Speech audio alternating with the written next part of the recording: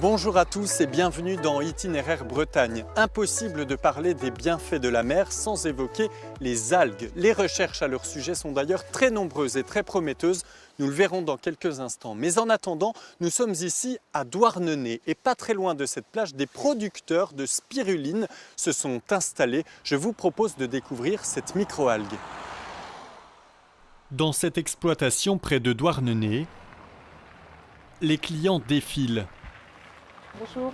Ils viennent refaire leur stock de spiruline. Je vais vous remplir votre boîte. Oui, voilà, plus un autre sachet. Si oui, c'est ok. Je vais vous chercher ça. Ces petites paillettes vertes à 16 € les 100 grammes, un concentré de nutriments, une source de bienfaits pour ceux qui la consomment. J'ai été opérée de la thyroïde et avec la spiruline, je sens que je suis mieux.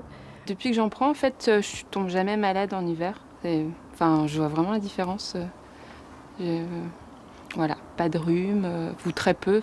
Vraiment, je trouve que ça booste le système immunitaire. J'étais influencé par ma femme pour en prendre. Voilà. Donc du coup, le beau-père, il en prend, mais du coup, tout le monde en prend. Alors donc, il me faut une quantité maintenant assez importante. Ludovic Dvrenga est aussi producteur de spiruline, installé depuis quelques années à Saint-Georges-de-Montaigu en Vendée. Au départ, la spiruline, c'est cette microalgue cultivée dans ces grands bassins.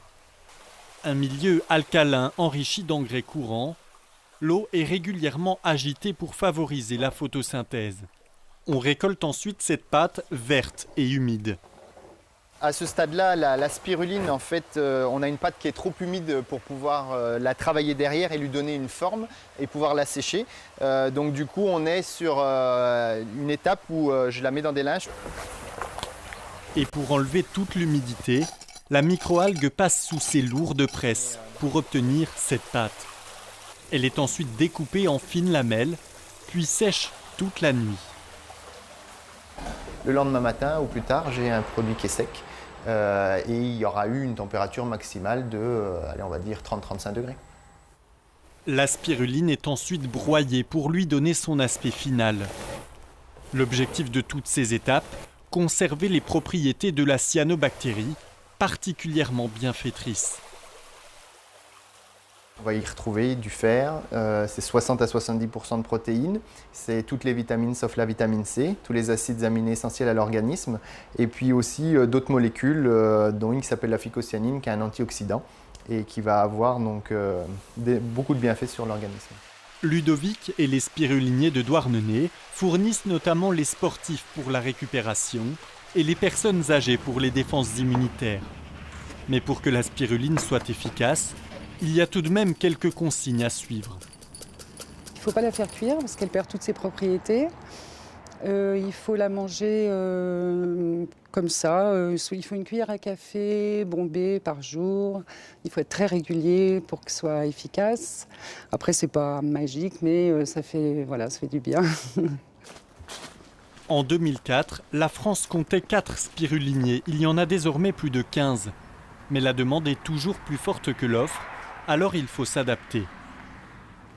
On va agrandir les serres, donc ça va se trouver là. Donc il y aura le double de l'exploitation qu'on a en ce moment. Mais la spiruline n'est qu'une infime partie des trésors qu'offre la mer. Les algues en général intéressent de plus en plus les chercheurs, notamment en Bretagne.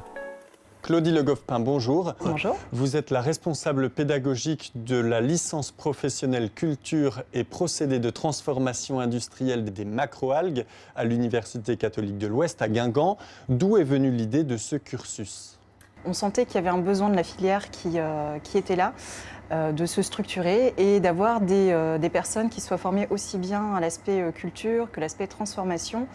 Et avec toutes les notions de valorisation qu'il pouvait y avoir derrière. Il n'y avait pas de personnes formées pour avoir vraiment tout cet aspect global de la filière. Donc on est parti de ce constat pour monter la licence pro.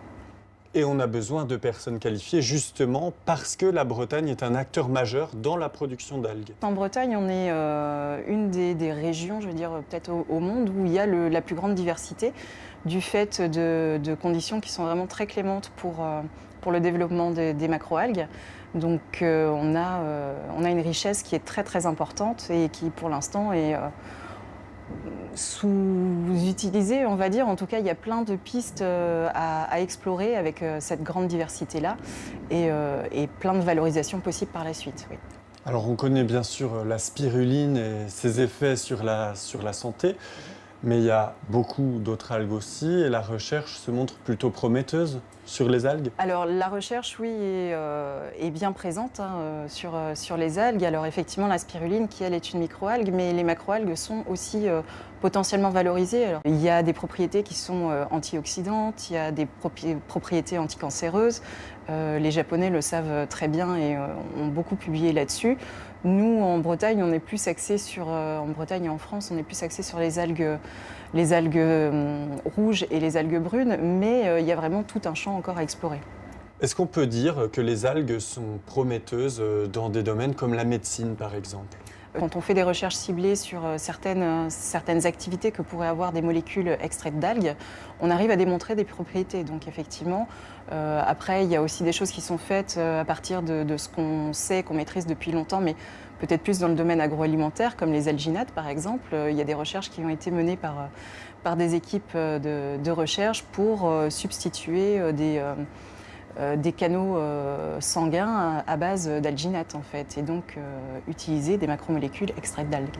Merci beaucoup Claudie Le Goffpin. Je vous en prie.